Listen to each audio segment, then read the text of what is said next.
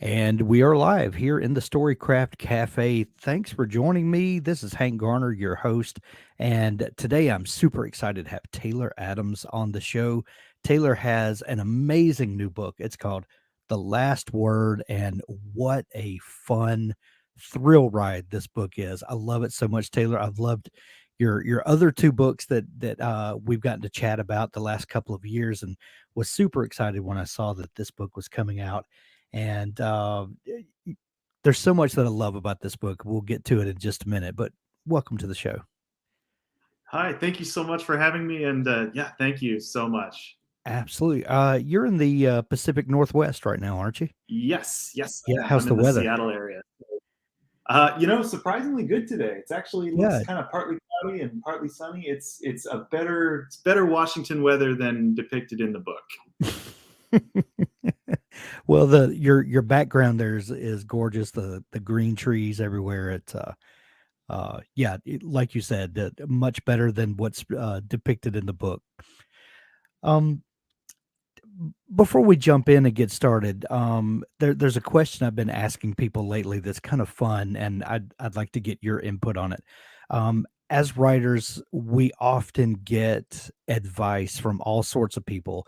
Writing advice, career advice. Some of it is wonderful, and we hold on to that, and we're just so grateful that someone shared, a bit of their experience with us. And some of it is just horrible, and either we wish we would have never taken it, or we're so glad we didn't take it. Is there a piece of advice that sticks in your mind, good or bad, that you've received? Ooh, you know, it's funny. I always remember the really good advice. Yeah, I always forget I guess the bad advice. that's Um, probably yeah, I'm the trying to best way think. to handle that. I don't know. I think the best advice I've ever heard, and it's the advice I always try to give, is just write every day and Yeah. try to make a routine out of it and just fit those words in and hit a word count every day. And that really, I don't know where I heard that. I probably heard it from lots of people, but it really, Yeah. really stuck with me. I saw a video the other day with John Mayer, the singer songwriter guitar player, and they were asking him about his songwriting process, and he said, so I'm wildly paraphrasing here, but what he was getting at was being a professional songwriter means you write songs, and the more you do it, the easier it becomes. Not that it's ever easy, but getting into that mindset, getting into that flow state is easier when you are accustomed to doing it, when you have built those writing muscles up, when when you pick the guitar up that something is going to happen, and still being open to, kind of the randomness of life. But there's something to be said about having a routine, knowing your tools that you're using. In our case, it's a word processor and a laptop or something. But but there is something to be said for building those routines, and knowing that when you go to the equipment you're going to use, something's going to happen. Absolutely, absolutely, absolutely. I usually at the start of my writing day, I never want to write at the start. I'm always like, Yeah. I get out of this somehow. Can I call this a day off? Is there any way I can not do this? But I force myself to do it and I hit my word count. And at the end of the day, I'm like, okay, I got some things done. Even if it wasn't a hugely productive day, like Yeah. I'm still glad I put myself in front of the screen and I got some work done. I made some incremental progress toward having a book finished. It's kind of like the advice that you hear from someone, we're talking about exercise, that nobody wants to go run 8 miles. But if you tell yourself, you know what, I'm going to go for a 15-minute walk, get out in the sunshine, breathe some air, it's a whole lot easier to just continue than it is to say, okay, my 15 minutes is up, I'm going to pack it in and go to the house. Totally. It's all about momentum. It I is. guess I wouldn't know about the exercise. I should exercise, but I don't. But I think like writing is probably a lot like working out in that way, where it's like it's hard to get yourself moving, but then once you're moving, you're like, okay, I can keep doing this. I Right. can do more. Right. The last word is this your third published It novel? is my Or is fifth. it your Wait, fifth? Now I'm drawing a blank. Yes, it is my fifth. fifth? Okay. Does it get easier? 5 books in? I Does the let me qualify that. Writing is always work. But does the routine get easier? I know that the blank page is kind of the great equalizer. Whether you right. published 100 novels or this is your first, everybody starts at the blank page. But does it get easier? Maybe in some ways. I don't know. It feels like every book that I write, I can remember a point when I was writing it and thinking like, oh my God, this is the hardest book I've ever written. Was I ever working this hard? Something must be really wrong with the story if I am working this hard on it and I'm still not happy with it. And I've learned that I feel that way about every book, and I think it's just me being a whiner. And because when I look back at a book after it's done, I don't remember all the hard work. I just remember, okay, I'm Right. happy with that. And when you're in it, when you're in the trenches, it's really easy to only see all the things that are wrong with the book. And in that way, maybe it gets harder and harder for me because I kind of like I want to keep topping myself, and I want to there are things about each of my books that I'm very happy with, and I want to constantly do better. And it's hard to keep growing and keep doing better. Right.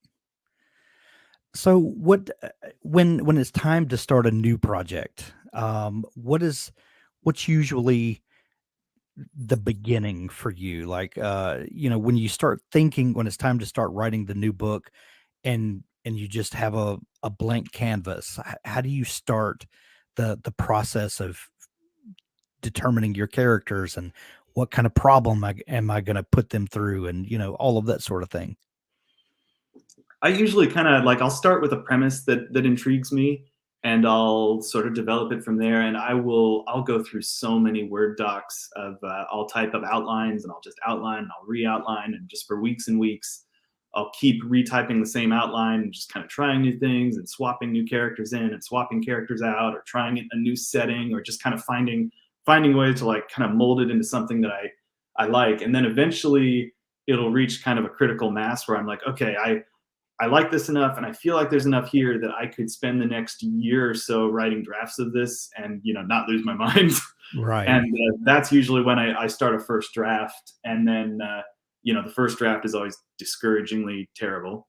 Um, As first draft should be. yeah. And then it's just kind of a matter of rewriting and rewriting and rewriting. And I enjoy the rewriting process. The first few drafts are always my least favorite because I always kind of feel like I'm flailing. But once I'm a few drafts in, I know the shape of the story. I know more or less where I'm trying to end it. I know who's in it. I know what the stakes are.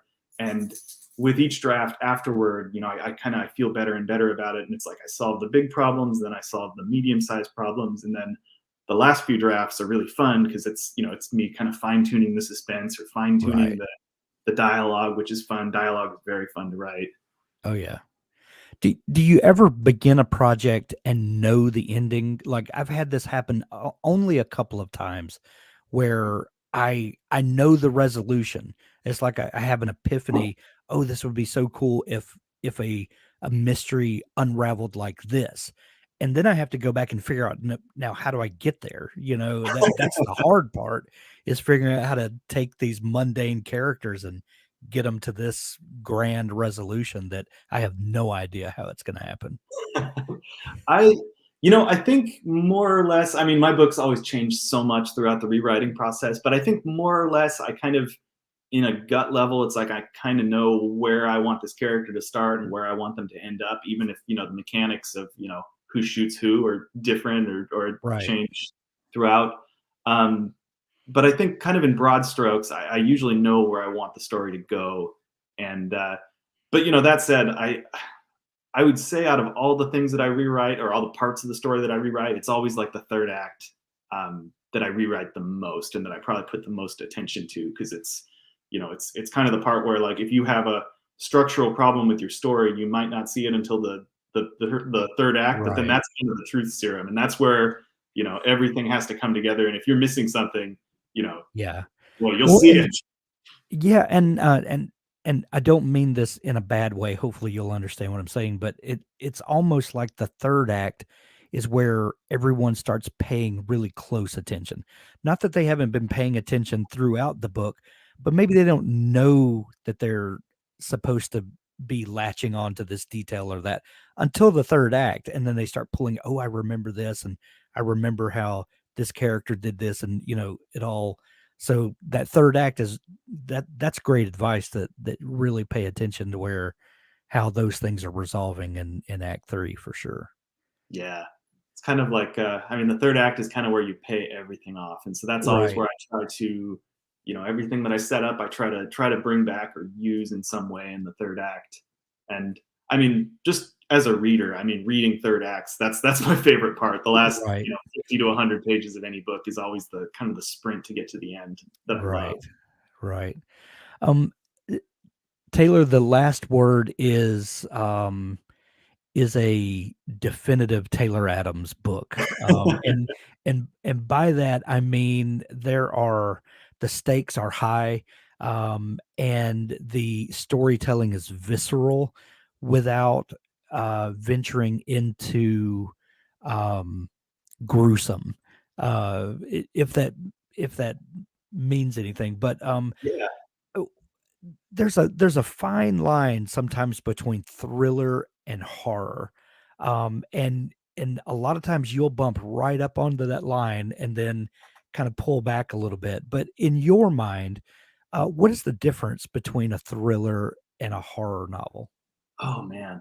Um, it's so tough to say because it's like it's so easy to, like you said, when you're in thriller mode. I feel like if you're writing a thriller and you just get kind of carried away with the thriller elements, it's so easy to. I mean, because thrillers are about uncertainty and fear. Yeah, That really drives a spooky thriller, and then that's really what makes horror horror. I don't think I would define any of what I write as horror. And I think maybe that's just because I have kind of a weird personal definition of horror. I like to think of horror as something that, um, as a genre where it'll deliberately not give you what you want as a reader to make a point sometimes. mm, Um, and I'm trying to think of a book that would be a good example.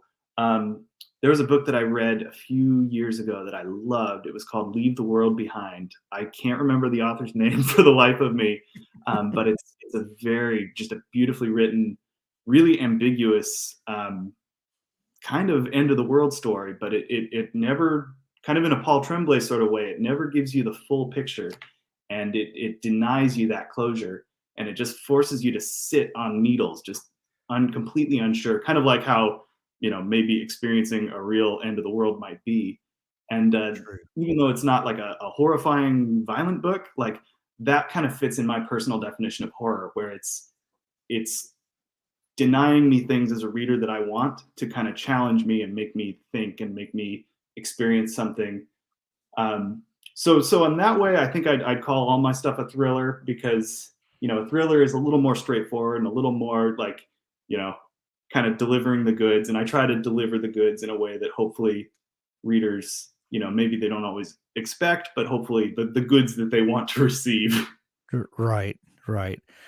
Um, Is it, your books have all been standalones, to this point. Is there ever have you ever written a character that at the end of it, you thought, "Oh, I'd like to know what else could happen with this character?" Like, has the draw of series ever pulled on you?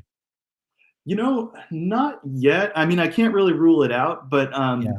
yeah, I can't say I've yet felt that draw, because so often so many of my stories are situational, and they're about a character kind of having a situation thrust upon them.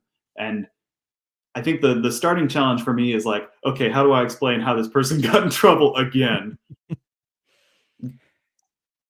So yeah, I don't know. I mean, certainly I can't rule it out, and I think that would be really fun. I think the other challenge is I just I leave so few people alive at the end of my books that it would be Right. basically like a new standalone, just with the same central character. Yeah. We'll kill all your darlings, Yeah. is a something you're very fond of, apparently. And speaking of that, the last word is one of my favorite setups for a book ever. I am a sucker for books about writers or about book lovers and the book industry. There's some glorious inside baseball about it that I just love. And I love the premise of this book. So tell folks kind of where this idea for this came from and kind of set it up for us. Sure. So the last word is about a woman who lives alone with her golden retriever in a really isolated location on a beach, and we don't really know a lot about why she's there. We get the sense she's running from something, but we don't know what. And she's spending her time reading just books that she downloads online. She powers through 2 to 3 books a day, and she reads just this awful horror novel it's terrible. And she finishes it and she's like, wow, that sucked. And she writes a 1-star review online. And the author reads that review and comes after her. And so it's kind of like maybe like a reverse Misery, where it's the author terrorizing a reader. But I was when I kind of got the first kind of seed of this idea, I was really, really excited. And I was the whole time I was writing it, I was like, oh, please, I hope nobody else comes out with a book about this, a year before me. But as a writer, I'm aware of reader reviews, and I try really hard just not to look at reviews of my own work, because Yeah. I mean, there's good and there's bad, and it's easy to dwell on the bad. And that was kind of where the idea of the story came from. Is, okay, what if an author really read his own reviews, and when he got his butt kicked, didn't have the self-awareness to go, okay, maybe the problem is that I need to be a better writer. What if this guy instead turned his rage on the reviewer? Right. I remember, and it's very difficult to not read reviews and what people think of your work, because sometimes reviews can have very, very helpful information, and you can tell, this story didn't connect with this reader because this problem, and maybe I can be cognizant of that the next time around, and but you have to go into that with a healthy mindset, to take that criticism. I remember a couple of years ago, maybe there was a lot of discussion in some online writers groups that I was in about an author that started answering reviews and just No. getting into horrid arguments with people online. And everyone was joking about it, like this is not going to end well. I don't think anyone predicted that it was going to turn out like it does in the last word, which I thought was hilarious, because I understood the setup. I was like, I could totally see how this could happen. Did you just have when kind of the story idea and the premise clicked? Was there a giddy joy that this was going to be so much fun to write? Oh, absolutely. I mean, there was also a lot of worry too, because tonally, from the very start, I knew that this was going to have to be more comedic than my other books, Yeah. because basically this is about, I mean, it's a writer killing a reader, or trying to kill a reader. That's it would be a very different villain from what I've written before. I'd have to get the just the right balance of kind of humor and a little bit of cringe, but also keep him genuinely scary at the same time. Like there was a huge balancing act that I was very nervous about going into it. But I was also really excited, because it's the structure of the story too really allowed me to play with the suspense and play with the character. I should probably be really careful that I don't go too far into spoilers, but some of the book being a book within a book. And we've got these different unreliable narrators, different characters' voices giving Right. recollections of the same event, and we can kind of tell as the reader who's lying and who's telling the truth. I had so much fun with that, and there was definitely a lot of giddy joy in developing the story. I'd say like 50% giddy joy, 50% fear that I was going to mess it up, because I was so excited for the idea. Right, right. The humor that you mentioned is a, I don't want to say it's a departure from your other books. It's not a departure so much as it's an added element. Let me put it that way, that brings a certain texture to the story and to this character specifically, because you're absolutely right. When humor can be taken different ways in a book. It can either come across as slapstick and just silly.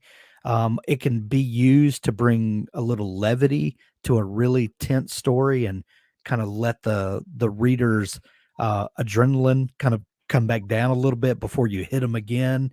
Hmm. And then it can also kind of show the off kilter kind of craziness of a villain, which makes them seem more sinister in a weird way, where you kind of weighing all of those different aspects of this antagonist. Yeah, definitely. Because there's certainly elements. I think what I was kind of going for too was, the first half of the book is very, I won't say conventional, but it's kind of what you'd expect for a home invasion kind of thriller, and it's a little more of a slow burn. And then the second half is just kind of crazy town. And the first half, I wanted to kind of build this character up like I might build up like if I was trying to make kind of like an 80s slasher villain. And I Right. think I name a few slasher villains. So I'm not very subtle with what I'm trying to do, to kind of build up this masked killer, and then in the second half try to totally subvert that and create something that's terrifying in the dark, but when the lights are on, kind of funny and even just sad. And hopefully still scary, but just scary in a different way, scary in like a real life kind of way. Because in real life, there lots of really awful things aren't done by criminal masterminds. They're done by weak, wounded, often really just pathetic people. And it doesn't matter how pathetic or laughable somebody is. If they have a gun or if they have a weapon, they are incredible. They can be incredibly dangerous. And that was the kind of fear that I wanted to switch gears to, because it's like, for the first half it's kind of, slasher genre territory, and then for the second half I really wanted to take that apart and try to keep the tension up just in a different way. Yeah. Your protagonist in Emma, you have a complex character that is not a typical thriller protagonist. She has lots of challenges that kind of keep uh, her world small. Let's put it that way. What was the idea behind Emma as a protagonist?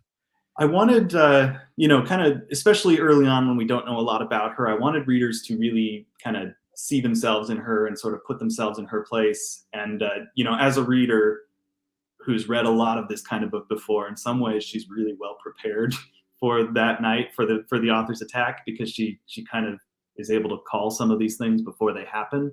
Um, so for the first half, I really wanted people to, identify with her in that way. And then when the full kind of depth of her history is revealed, and you learn, what she's running from and what she's fighting for and what she still has left in her life, that if she can turn things around, that she has waiting for her on the other side. It's kind of I see her arc as kind of like a redemption arc, or not even really redemption, but just overcoming grief, overcoming this awful thing that happened to her. And yeah, I'm happy with how all that turned out. I feel like every book that I write, there has to be some sort of emotional core, some sort of strong emotion that appeals to me.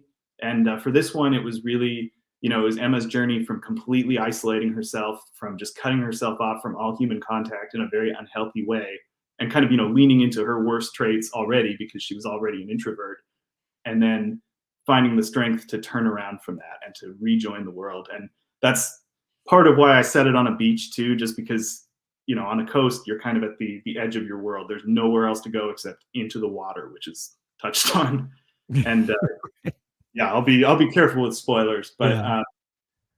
yeah, it was a fun character to write. And yeah, I'm happy with how it turned out. The setting is something else I wanted to ask you about because I love how you said, you know, the edge of the water is kind of the edge of her world, and she's pushed up right against it. Um, this character is not from there though. She's a transplant from the mountainous Salt Lake area. I- it was Salt Lake, right? Um, Yes. yeah, so that's an interesting juxtaposition, those two locales, and how she winds up kind of literally pushed up against the edge of our continent.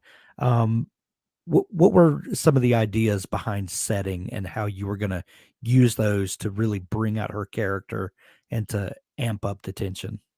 Yeah, so I mean, I love isolation in a thriller. Obviously, I incorporate that in some way, shape, or form in all of my work. But there are a lot of really pretty beaches in Washington State where I'm from, and there's also, I mean, a lot of rain. There's a Yeah. very distinctive climate that we have here, and honestly, just a open beach with a lot of open grass and very little hills, very little trees, a lot of fog, a lot of rain. Like that was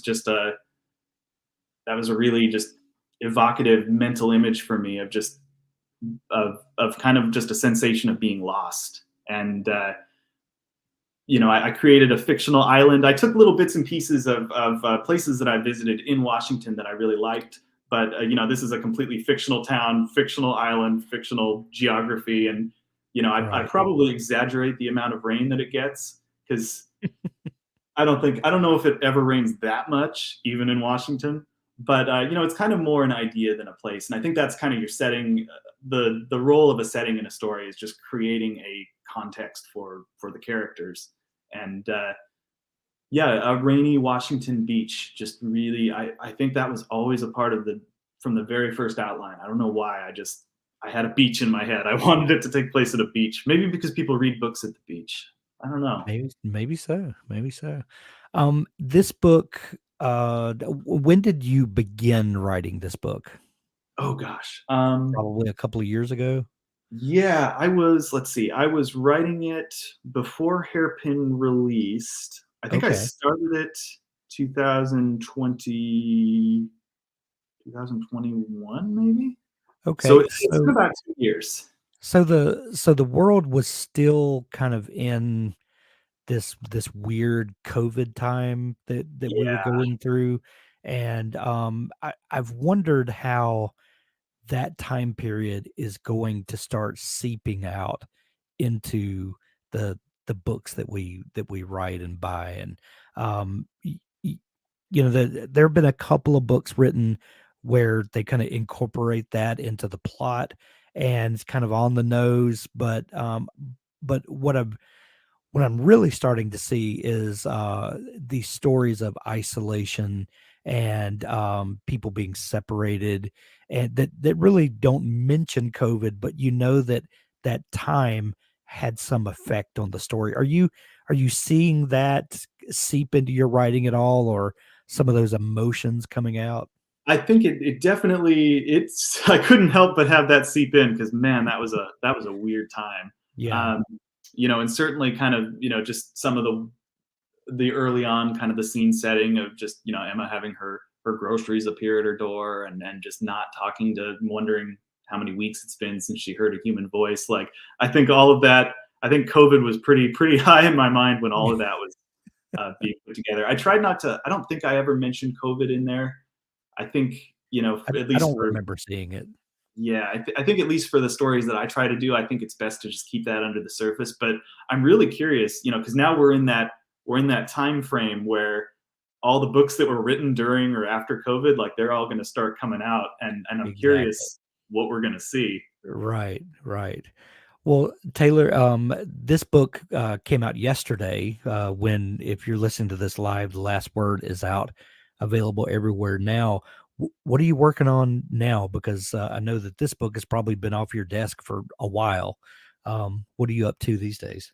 So I am doing another thriller. Surprise, surprise. And I don't know how much I can say about it, but I've been really fascinated by caves lately as a setting, and Ooh, yeah, caves, and not just like really big caves, but the terrifying, tight, claustrophobic crawl space caves that people still like to explore, and there's a surprising amount of them all over the place. I've been able to visit a few, which has been really exciting. But as a setting for a thriller, I was just I could have so much fun with that, and I'm really really enjoying both the research and the kind of outlining, putting this story together. I'm getting this tight clench in my chest just thinking about it. That's yeah, that's gonna have to come with a warning or something on the cover. If I've done my job right, it will. That's right. That's right. Taylor, the last word available everywhere now. We're going to put links to it in the show notes to make it easy for folks to find that if they want to grab it over at Amazon or Audible. Have you listened to the audiobook treatment of this yet? I listened to the sample. I think they did an awesome job. I'm really excited. It's two voices, which once you read the book, you'll kind of see why two voices was a good choice for that. And I think they nailed it. I'm really excited for the audio. Oh, I'm so excited. I read the arc of this a month ago, maybe, and I've been waiting for release day so I could go grab it from Audible. It's a completely different experience a lot of times when reading it and then listening to it performed and getting a voice, to go along with it. So I'm excited about that. I'm usually pretty afraid to listen to audiobooks of audio versions of my books because I'm like, oh, I wish I could have changed that sentence. Right. The editor never turns off, does it? Yeah. Yeah. Well, we'll put links to it where you can grab it from Amazon or Audible, or go visit your local bookstore, support local books. The Last Word knocked it out of the park again, Taylor. Thank you. Thank you so much for joining us today. Oh, my pleasure. Thank you so much for having me.